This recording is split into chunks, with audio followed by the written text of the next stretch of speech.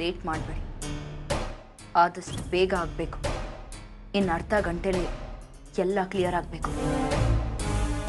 ಹೇಗೆ ಅಂದರೆ ಇದರಿಂದ ಮುಂದೆ ಯಾವತ್ತೂ ಪ್ರಾಬ್ಲಮ್ ಆಗಬಾರ್ದು, ಆ ರೀತಿ ಕ್ಲಿಯರ್ ಆಗಬೇಕು. ಎಲ್ಲ ಒಂದೇ ಸಲ ಮುಗಿಬೇಕು, once for all.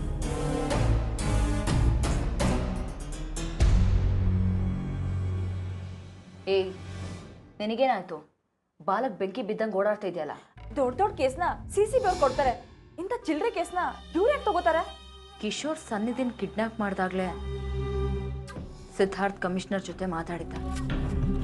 High level ಇನ್ಫ್ಲೂಯೆನ್ಸ್ನಲ್ಲಿ investigation ನಡೀತಾ ಇದೆ. ಅಂದ್ರೆ ಈಗ ಅವ್ರು ನಿಜವಾದ ಅಪರಾಧಿ ಸಿಗೋವರೆಗೂ ಬಿಡಲ್ಲ ಅಲ್ವಾ?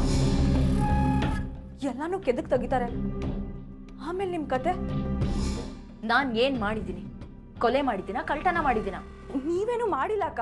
ಆ ಕೌಶಿಕ್, ಸಾರಿ, ಆ ತೇಜಸ್ ಅವನು ಆ ಕಿಶೋರ್ನ ಸಾಯಿಸ್ದ, ಹೆಣ ಕದ್ದ, ಅರ್ಚಕರ್ನ. ಅವನು ಏನು ಮಾಡಿದ ಅಂತ ನನಗೆ ಚೆನ್ನಾಗಿ ಗೊತ್ತು. ಅದನ್ನ ನಿನ್ನ ಬಾಯಿಂದ ಕೇಳೋ ಅಗತ್ಯ ನನಗಿಲ್ಲ. ಹಾಗಲ್ಲ ಅಕ್ಕ, ಇಷ್ಟು ದಿನ ಅವನು ಪೊಲೀಸರು ಕಣ್ ತಪ್ಪಿಸಿ ಓಡಾಡ್ತಿದ್ದ. ಈ ಮನೆಗೆ ಬಂದ್ಮೇಲೆ ತೇಜಸ್ ಅಂತ ಹೆಸರಿಟ್ಕೊಂಡು ಒಂಥರ ಸೇಫ್ ಆಗೇ ಇದ್ದ. ಆದ್ರೆ ಈಗ ನೀವು ಹೊಡೆದಾಟದ ನಾಟಕ ಮಾಡಿ ಎಲ್ಲ ಎಡ್ವರ್ಟ್ ಮಾಡ್ಬಿಟ್ರಿ. ಅವನಿಗೆ ಹೊಡೆದವ್ರು ಯಾರು ಅಂತ ಗೊತ್ತಾಗೋ ತನಕ CCB ಅವರು ಸುಮ್ಮನೆ ಇರಲ್ಲ, ಸಿದ್ಧಾರ್ಥ್ ಭವನು ಬಿಡಲ್ಲ. ಹೌದು, ನನಗೂ ಗೊತ್ತು.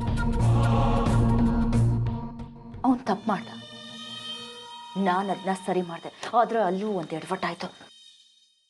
ಈಗ ನಮ್ಮ ಜೀವನದಲ್ಲಿ ಟರ್ನಿಂಗ್ ಪಾಯಿಂಟ್ ಅನ್ನೋದು ಹತ್ರ ಬರ್ತಿದೆ. ಒಂದು ನಾವು ನಮ್ಮ ಗುರಿ ತಲುಪ್ತೀವಿ, ಇಲ್ಲ ಅಂದ್ರೆ ಎಲ್ಲಾನು ಕಳ್ಕೊಂಡು ಜೈಲಿಗೆ ಹೋಗಿ ಗಲ್ಲಿಗೆ ಇರ್ತೀವಿ. ಪ್ಲೀಸ್ ಅಕ್ಕ, ಅದೊಂದು ಹೇಳ್ಬೇಡಿ. ನನಗೆ ಪೊಲೀಸ್ ಅಂದ್ರೆ ಭಯ ಆಗುತ್ತೆ. ನಿಮ್ ಕೈ ಮುಗಿತೀನಿ, ಬೇಕಿದ್ರೆ ತೇಜಸ್ ಜೈಲಿಗೆ ಹೋಗ್ಲಿ, ನೀವು ಮಾತ್ರ ಸಿಕ್ಕಾಕೋಬಿಡಿ. ಏನಾದ್ರೂ ಮಾಡಿ ಪ್ಲೀಸ್.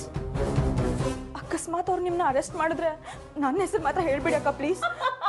ನನಗೆ ಜೈಲಿಗೆ ಹೋಗೋಕೆ ಭಯ ಆಗುತ್ತೆ.